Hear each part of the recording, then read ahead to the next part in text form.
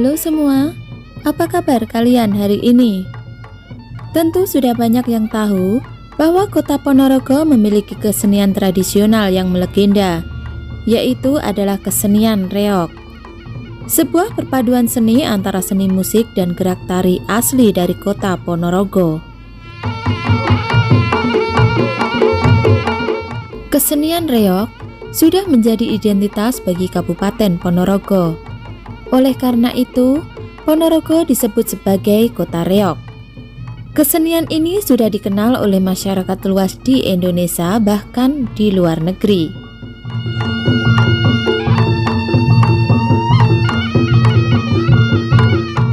Kesenian ini dalam pentasnya terdiri dari beberapa unsur penari yang berperan sesuai dengan karakter masing-masing. Di antaranya adalah pembarong, Klono Sewandono, Patih Bujangganong, Warok, Jadil, dan Pengawit. Untuk mengetahui lebih jelas sejarah asal mula kesenian reog, ikuti terus video ini sampai selesai.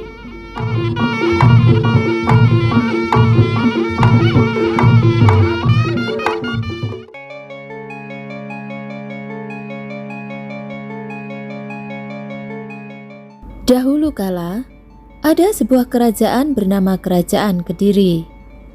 Raja Kediri memiliki seorang putri bernama Putri Songgolangit. Putri yang sangat cantik dan juga baik hati. Putri Songgolangit tumbuh menjadi dewasa dan banyak pangeran yang melamarnya.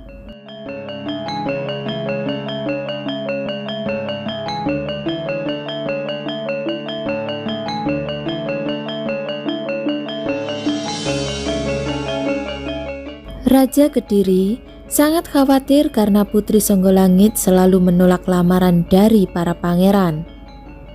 Raja Kediri lantas menemui Putri Songgolangit. Ia meminta agar Putri Songgolangit menerima pinangan dari salah satu pangeran tersebut.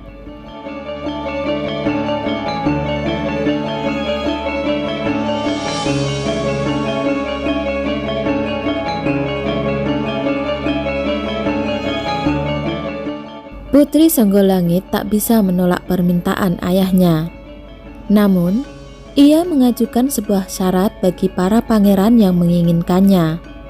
Syarat pertama, mengadakan pertunjukan yang menarik dan belum pernah ada, yaitu tarian yang diiringi gamelan dilengkapi barisan kuda kembar sebanyak 140 ekor. Syarat yang kedua, menghadirkan binatang berkepala dua yang belum pernah dibayangkan sebelumnya karena keberadaannya juga belum pasti.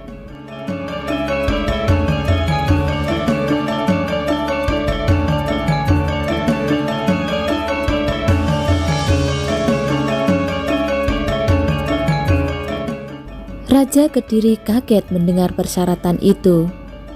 Meskipun syarat yang diajukan sang Putri Songgolangit dirasa berat, namun Raja Kediri tetap mengumumkan sayembara dan banyak pelamar yang tidak sanggup.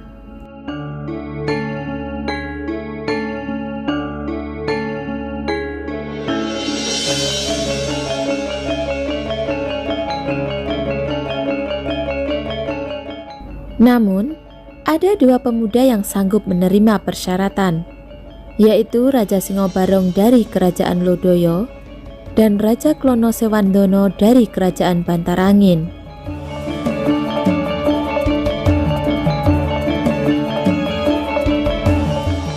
Ayah Dewi Songgolangit terkejut mendengar pernyataan jika kedua raja menerima persyaratan. Padahal banyak pemuda menolak persyaratan dan mundur karena dirasa tidak masuk akal.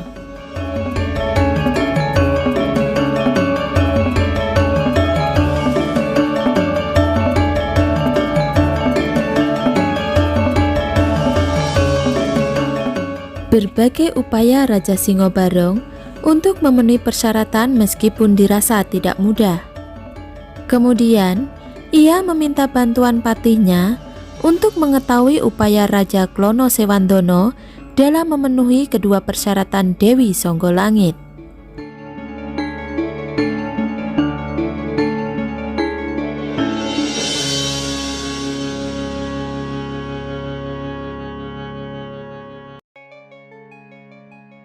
Patih utusan dari Raja Singobarong segera mencari tahu upaya yang sudah dilakukan oleh Raja Klono Sewandono. Ternyata Raja Klono Sewandono telah menyelesaikan persyaratan yang pertama dan kini tinggal mencari binatang berkepala dua.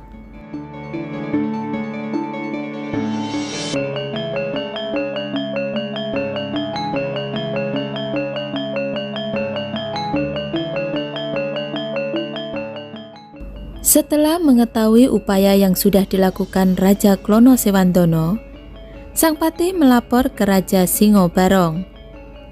Pernyataan Sang Patih membuat Raja Singobarong tidak senang hatinya dan memerintahkan pasukan untuk bersiap mengikuti perjalanan Raja Klono Sewandono.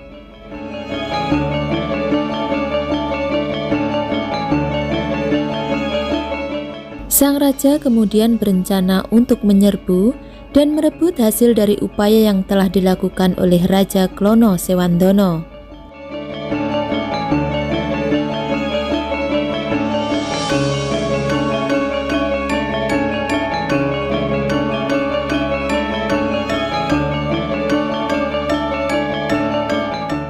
Lalu Raja Singobarong memerintahkan patihnya memantau dan menyamar menjadi rakyat biasa untuk mengetahui semua yang dilakukan Raja Klono Sewandono.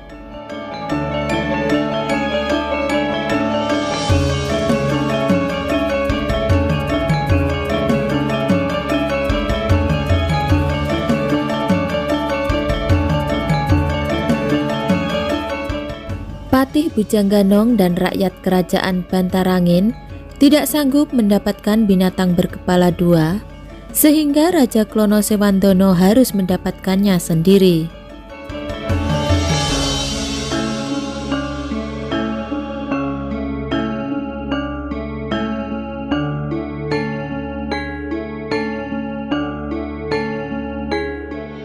Sebelum mencari persyaratan kedua, Raja Klono Sewandono memerintahkan Patih Bujangganong agar menyelidiki apakah ada yang tidak beres.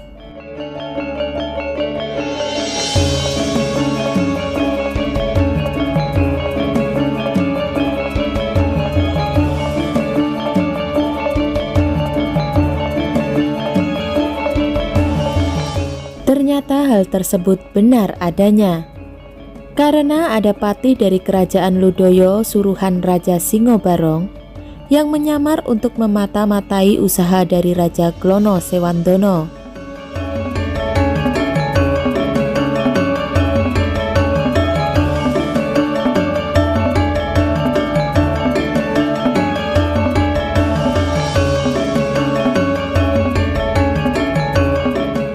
Mengetahui cara licik yang dilakukan oleh Raja Singobarong, Raja Klono Sewandono sangat marah dan mengerahkan pasukan menyerang kerajaan Ludoyo.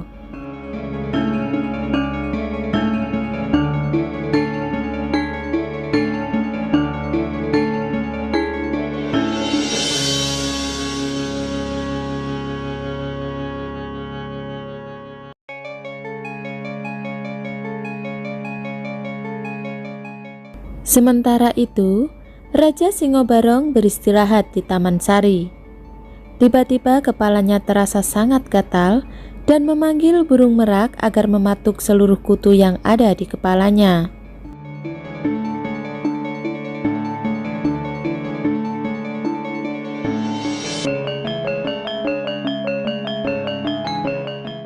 Karena terlalu nyaman, Raja Singobarong tertidur dan tidak mengetahui di luar kerajaan terjadi penyerangan.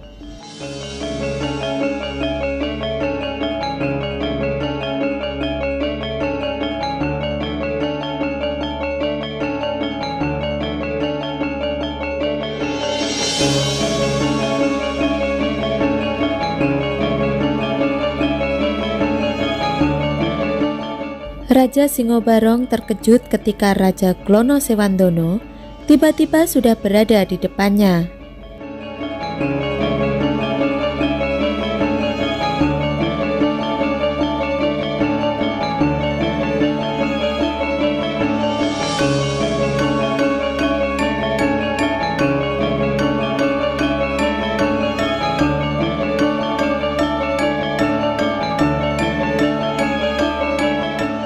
Pertempuran hebat antara Raja Lodoyo Singobarong dengan Raja Bantarangin Klono Sewandana tersebut tidak dapat dihindari.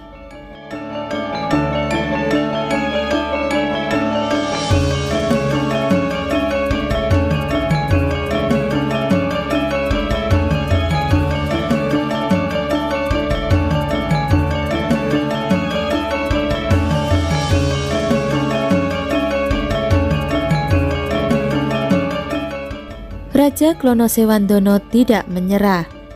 Sang raja bangkit dan melepas cambuk yang ada di pinggangnya, lalu mendaratkan cambuknya ke tubuh Raja Singobarong sambil membaca mantra, hingga mengubahnya menjadi binatang berkepala dua.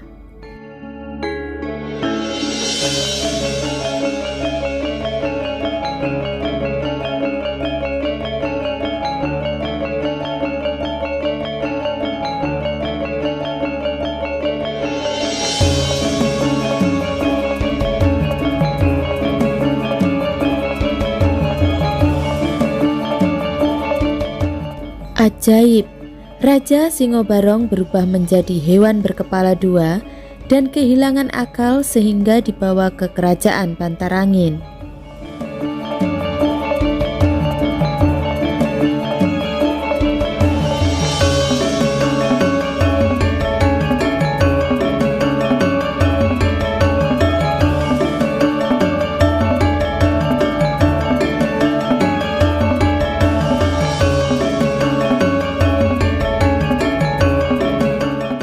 Dewi Songgolangit terkejut. Ada yang berhasil memenuhi kedua persyaratan yang ia ajukan.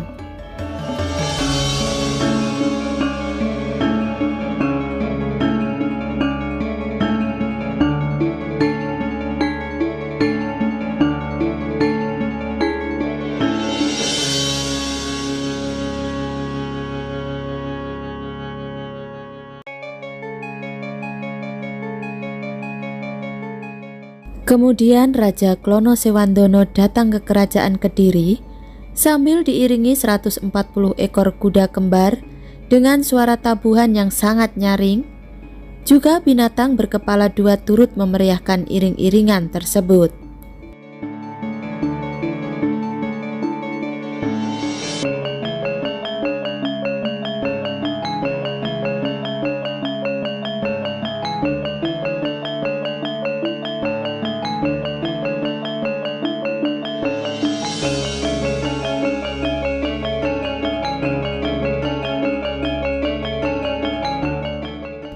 Dan akhir cerita, Dewi Songgolangit menikah dengan Raja Klono Sewandana dan hidup bahagia. Lalu pertunjukan yang dibawa Raja Klono Sewandana dikenal sebagai nama Reok Ponorogo.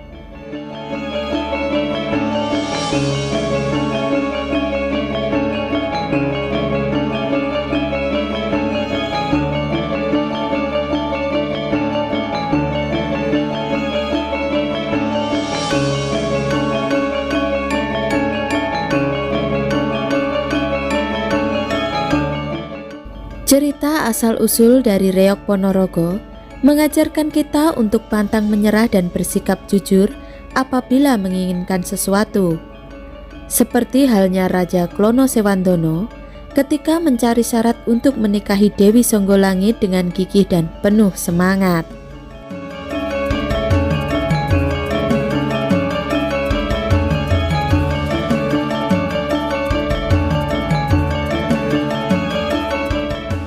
Selain itu, kita tidak boleh mencontoh Raja Singobarong yang memiliki sifat curang. Karena Raja Singobarong berencana untuk menyerang dan merebut hasil persyaratan yang telah dikumpulkan oleh Raja Klono Sewandana.